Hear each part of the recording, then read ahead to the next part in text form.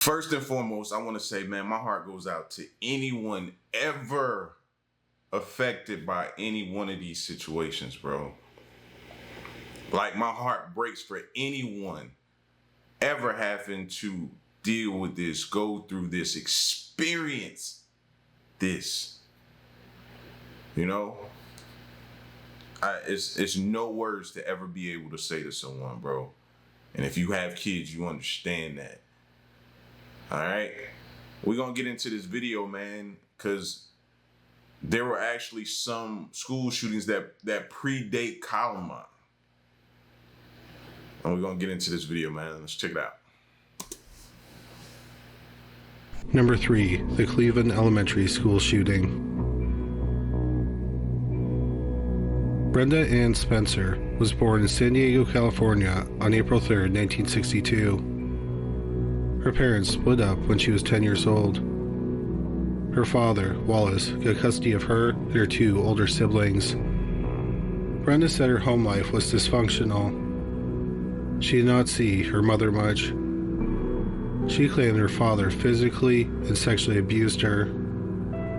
She said they both slept on the mattress on the living room floor. People who went to school with Brenda thought of her as a quiet tomboy.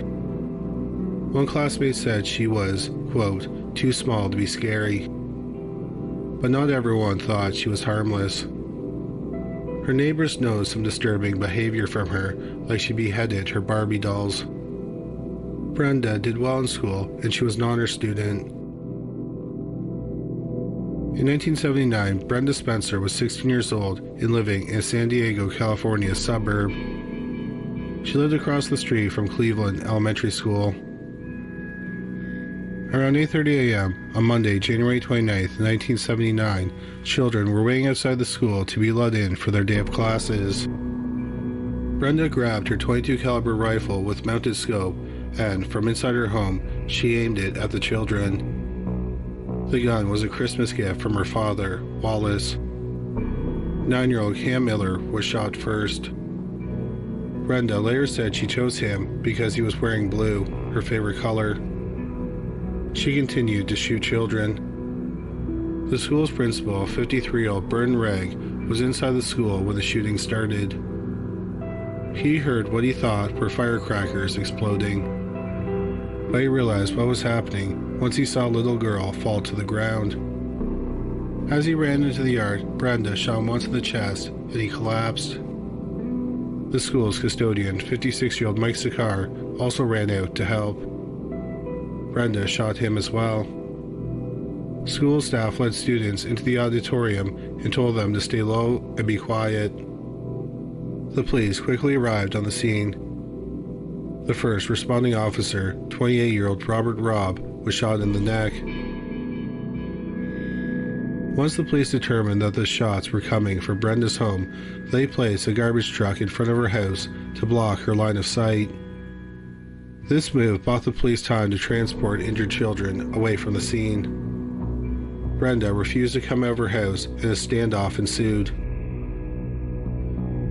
A reporter from the San Diego Tribune had a list of phone numbers of houses in the school's neighborhood. He was looking for witnesses to the shooting and decided to call a house across the road from the school.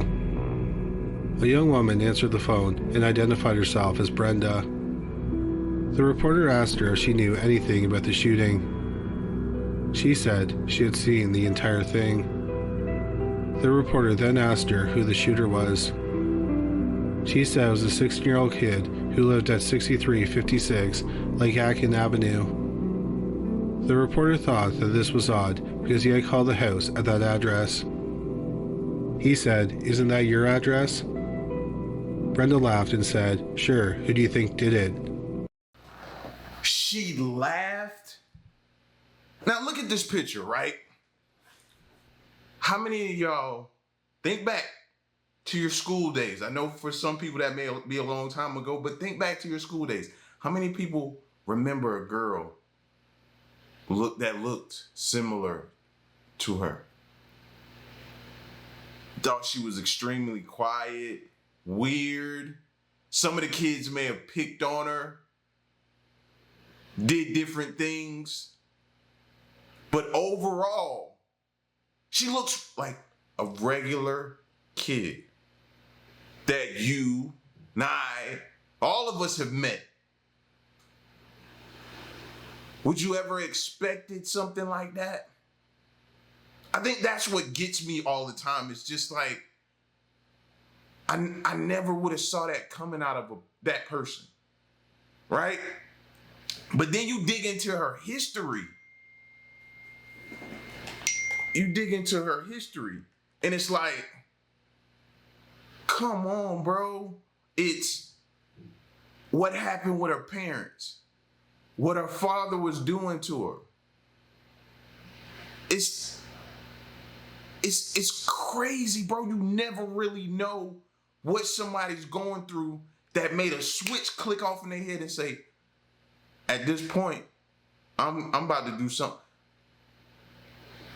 Man, it's so layered, bro. It's so layered. The reason why I say it's so layered is it's because, like, you have kids, man, and you don't understand how important a parent is in a kid's life. That you raising them up in a good environment. How your actions can affect their actions, which can ultimately affect some other people. It's so problematic. It's so problematic to me. She's so gone. And what she just did, bro, and had the nerve to laugh about it.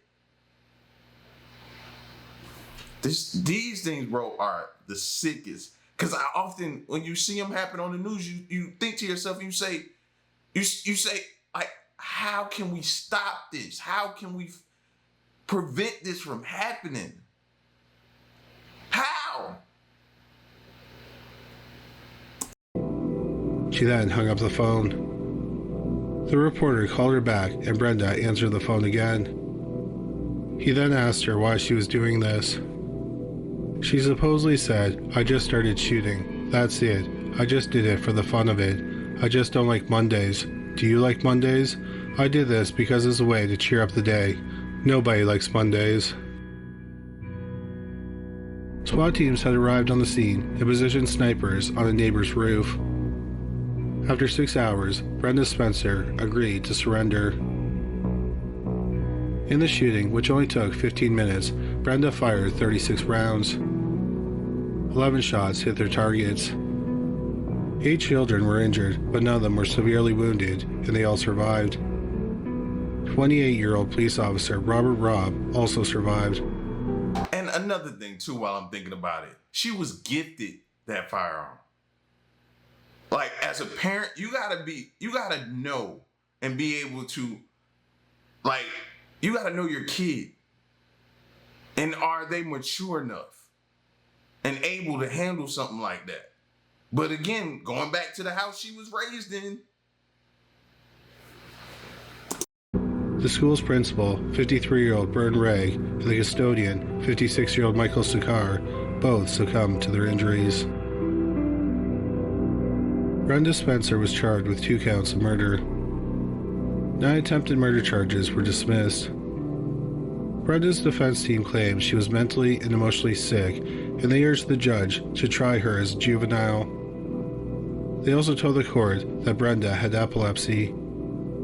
The judge was not persuaded, and it was decided that Brenda would be tried as an adult. On October 1st, 1979, 16-year-old Brenda Spencer pleaded guilty to 2 counts of second-degree murder. She was sentenced to 25 years to life. Brenda was first eligible for parole in 1993. During her parole hearing, she talked about the sexual abuse she suffered as a child, hoping that would foster some sympathy. But her parole was denied. She applied for parole several more times over the next few decades.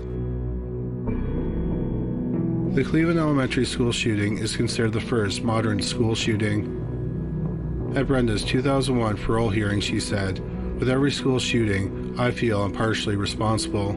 What if they got the idea from what I did?" During her 2009 parole hearing, Brenda claimed that the 1979 shooting was a suicide attempt. She claimed that when she started shooting, she did not intend to hit anyone, and she wanted the police to respond and kill her.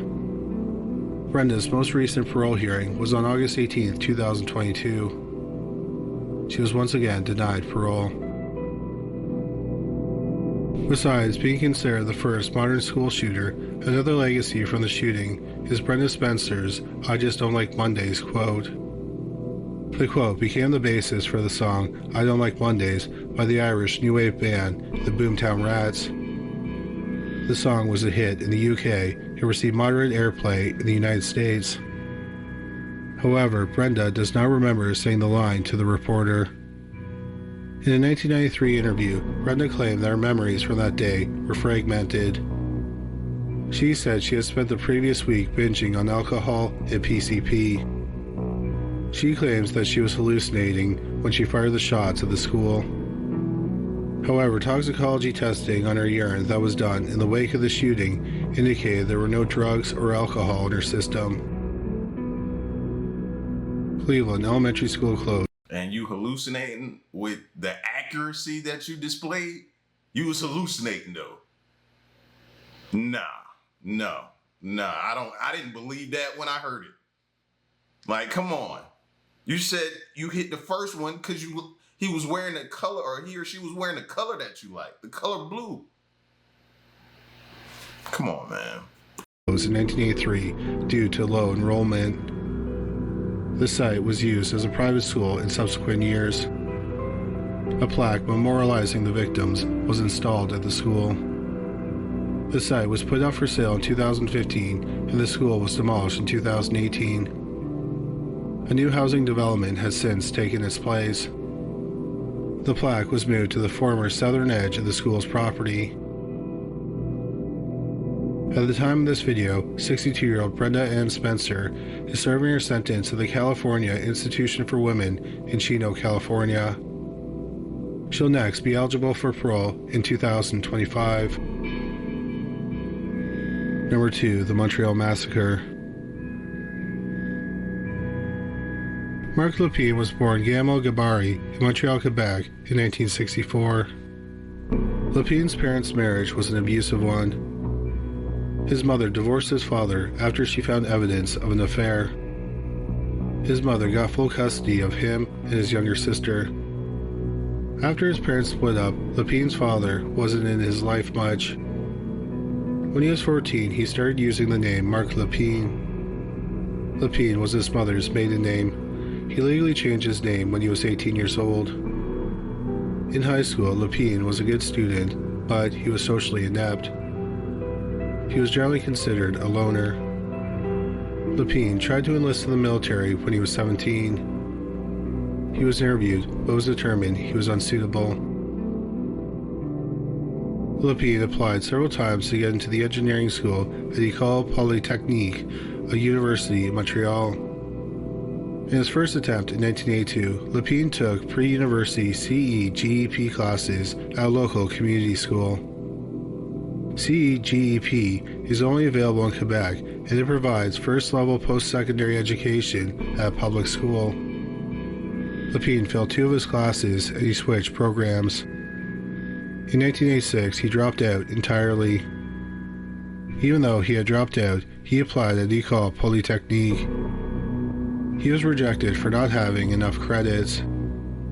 That same year, Lepine moved into his own apartment in Montreal. Those close to him thought that moving into an apartment alone made him more isolated and detached.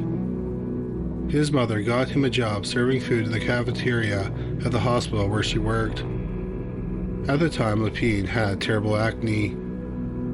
Because of his acne, some people were disgusted that he was serving food and they complained. So he was given a new job, washing dishes in the back. Lepine eventually took another crack at academia. He switched disciplines by enrolling in a controlled data program at a private institute in Montreal. The program appealed to him because students were able to work alone. However, he floundered and eventually dropped out of the program. Around this time, Lepine's few friends and acquaintances noticed his negative attitude towards women had become more overt. Lepine didn't like women and labeled them feminists. He felt that women were creeping into spaces reserved for men, like policing and engineering. His constant insecurity didn't help.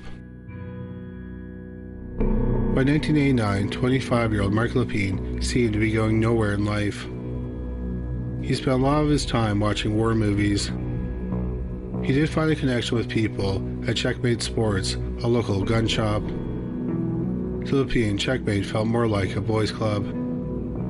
He would hang out there and be around other gun enthusiasts. In September 1989, Lepine applied for a firearms acquisition permit. About a month later, he received the permit. In November 1989, he purchased a Ruger Mini 14 assault rifle. On multiple occasions, Lepine was seen wandering around École Polytechnique in late November and early December. December 6, 1989 started off as a... Yeah, I don't think he's about to go after women. I'm just saying, based upon, because I haven't heard of this story before. I'm not familiar with the story, so I don't know what happens. But based on everything that he's been saying, the whole feminist comments and different things like that, and women in their places and in crowded men's spaces and all that type of stuff like that, makes me think that that's who he may be targeting. A normal day at École Polytechnique de Montreal. It was the last day of classes before Christmas break. Around 5 p.m., 25-year-old Mark Lepine entered the school dressed in dark clothes. He was carrying his Ruger Mini 14 rifle with 2 clips and a hunting knife. Lepine entered a crowded mechanical engineering classroom in order for the men and women to separate. Initially, the students thought it was a prank. But then Lepine shot into the ceiling twice and shouted, "You are all feminists." He ordered the approximately 50 men to leave the room while the female students stayed. The 9 female students pleaded with him not to harm them. But Lepine opened fire on the group of women. Some were shot directly, and others were hit by bullets that ricocheted off the walls. Hélène Colgan, Nathalie Coutu, Barbara Deganon, Anne-Marie Lemay, Sonia Pelletier, and Annie Sayrand were all killed. Another 3 women were injured. After shooting the women, Lepine left the class. Lepine headed to a bank of photocopiers on the 2nd floor. He shot a male and 2 female students. His gun then jammed. Lepine managed to unjam his gun and fired at another woman on the escalator.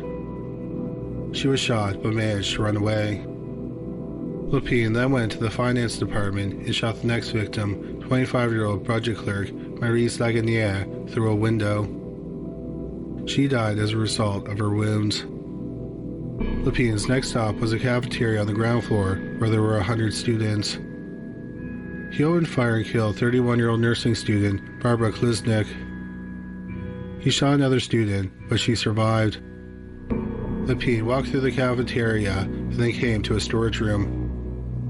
That's where he encountered Anne-Marie Edward and Genevieve Bergeron, who were both 21-year-old students.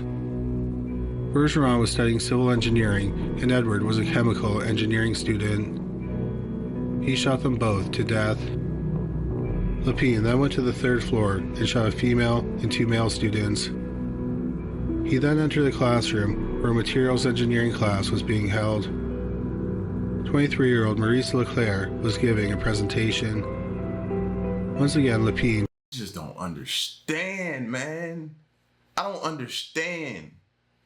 I've never had that feeling in me to where I felt like my problems, my issues, my emotions, my beliefs, and those feelings caused me to do harm to someone else, or made me want to do harm to someone else. I don't understand, man. What did those people have to do with what you were feeling or going through? That part I just don't get. Innocent people, whole life ahead of them, showed up that day, a regular day, not expecting anything like that to happen. I don't get it, bro. I don't get it. He told the men to get out. He then shot Leclerc. he turned his gun on the class. Some were trying to flee and others were hiding under desks. 29-year-old Maud Evernique and 21-year-old Michel Richard were killed as they tried to run away. 20-year-old Eddie Turcotte was shot to death as she tried to hide. Lepine noticed that Maurice Leclerc was still alive. He pulled out his knife and stabbed her 3 times as she begged for help. She died from her injuries. At 5:12 p.m., the first call came into 911. Police arrived within minutes and cordoned off building entrances. 28 officers surrounded the building. Inside, Lepine decided his rampage was over and he turned his gun on himself. At 5:35 p.m., the police learned that the gunman had shot himself and they entered the building. 14 women were killed and 13 people were injured, including 4 men, in one of Canada's deadliest mass shootings. The massacre shocked the city of Montreal. Many of the citizens were directly affected by the shooting. Montreal police officer Pierre Leclerc responded to the scene and discovered that his daughter, Maryse, was one of the victims. The whole nation also mourned.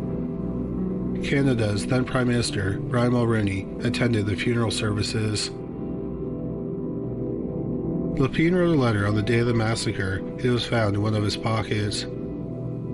It was released to the public a year later. In the letter, Lepine blamed feminists for ruining his life. The note also contained the list of 19 other women he labeled radical feminists whom he wanted to kill. There were high-profile women in Quebec, such as journalists, politicians, television personalities, and union leaders.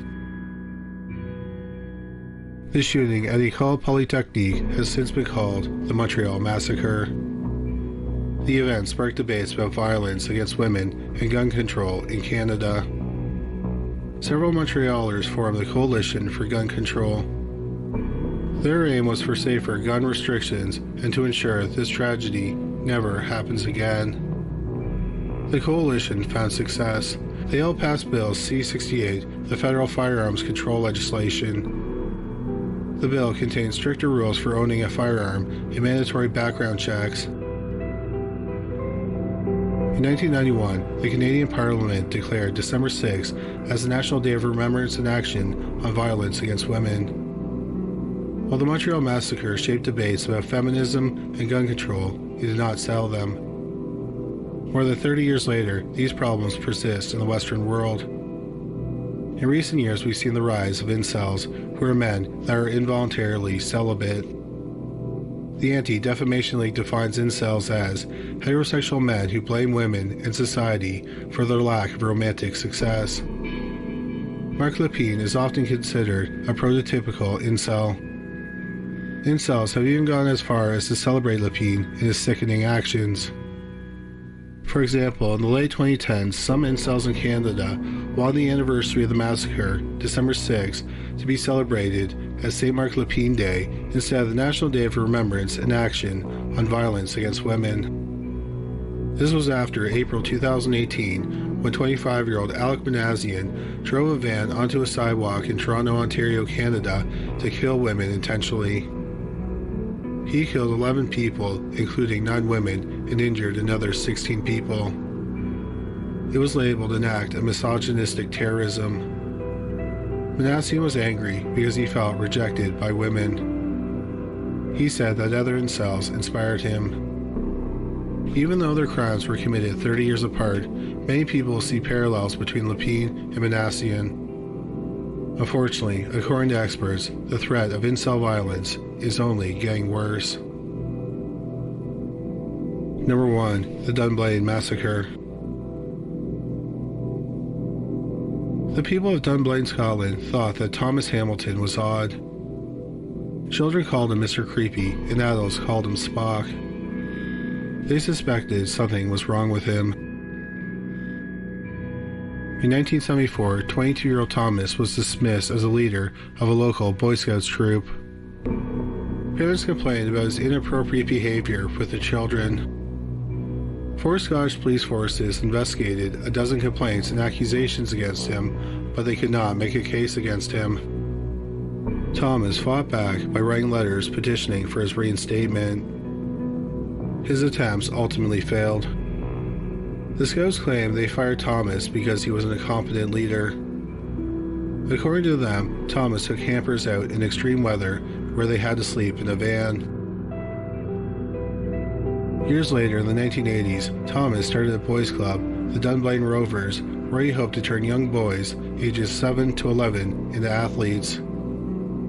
But the rumors of inappropriate actions continued to follow him.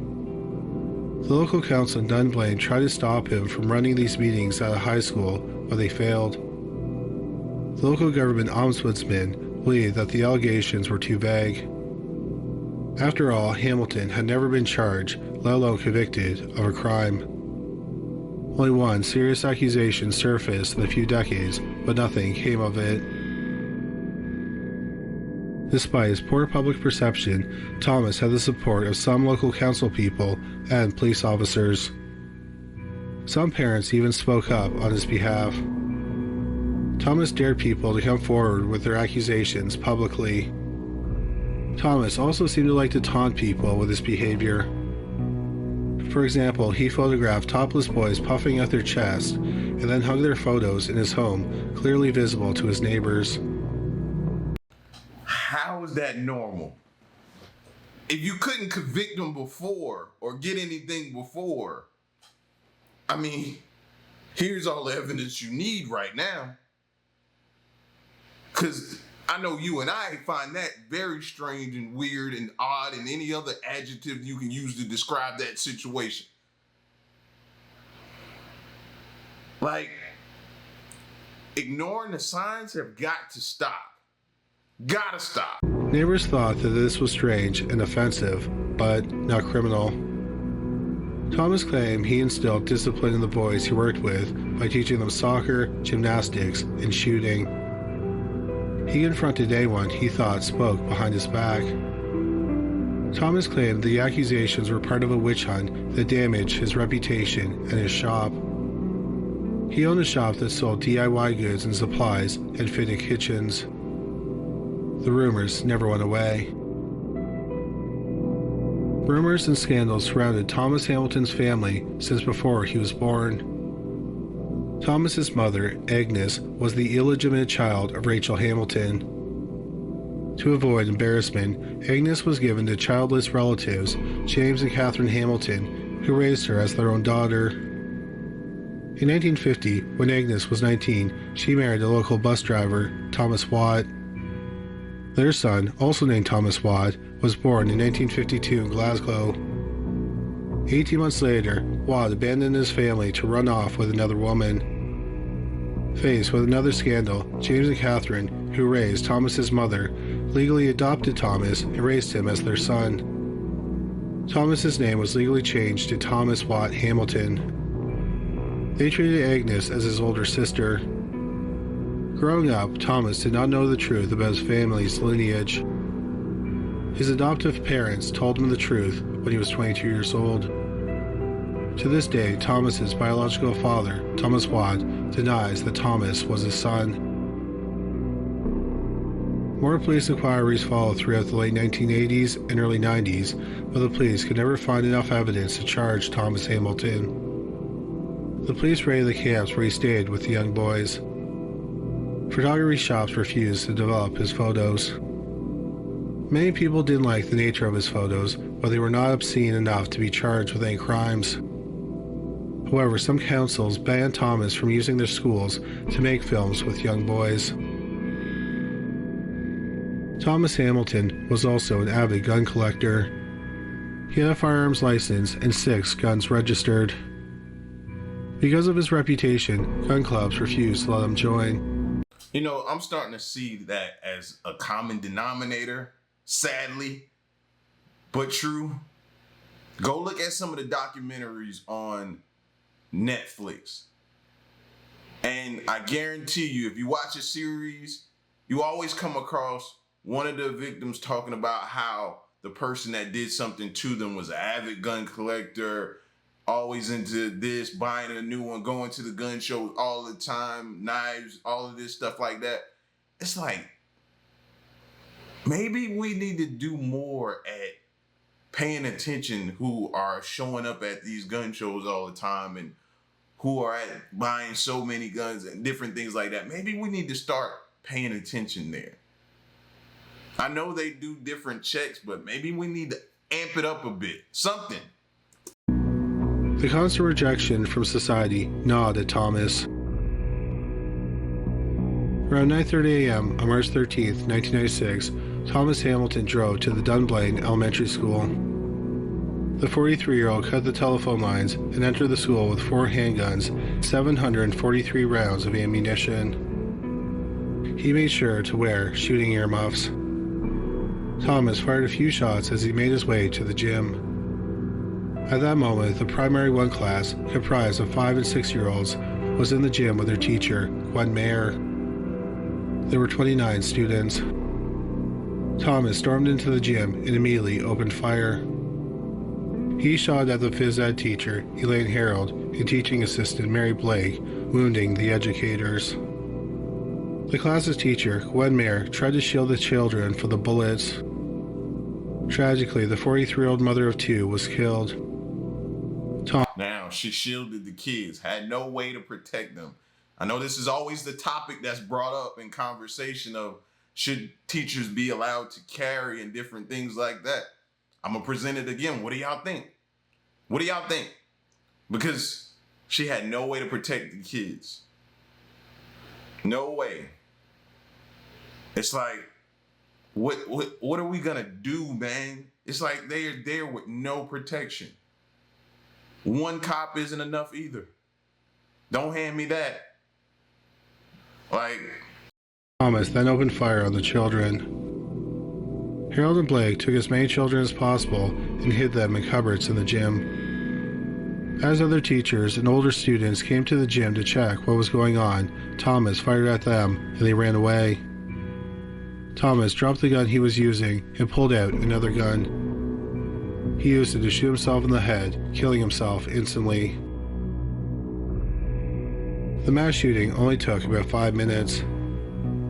The principal called the police from the school around 9:43 a.m. Police responded to the scene at 9:57 a.m. As word spread, parents rushed to the school, hoping to find their children. In the aftermath, 1 adult and 16 children were dead at the school. 1 died later in the hospital. 15 more, including 13 children, were injured. Of the 29 students in the class, only 1 was not injured or killed. All but 1 of the children who were murdered were 5 years old, and the other was 6. The victims were Victoria Elizabeth Clydesdale, Emma Elizabeth Crozier, Melissa Helen Curry, Charlie Louise Dunn, Kevin Allen Hassel, Ross William Irvine, David Charles Kerr, Mari Isabel Macbeth, Red McKinnon, Abigail Joanne McClellan, Emily Morton, Sophie Jane Lockwood North, Sean Petrie, Joanna Caroline Ross, Hannah Louise Scott, and Megan Turner. The adult who was killed was their teacher, 44-year-old Gwen Mayer.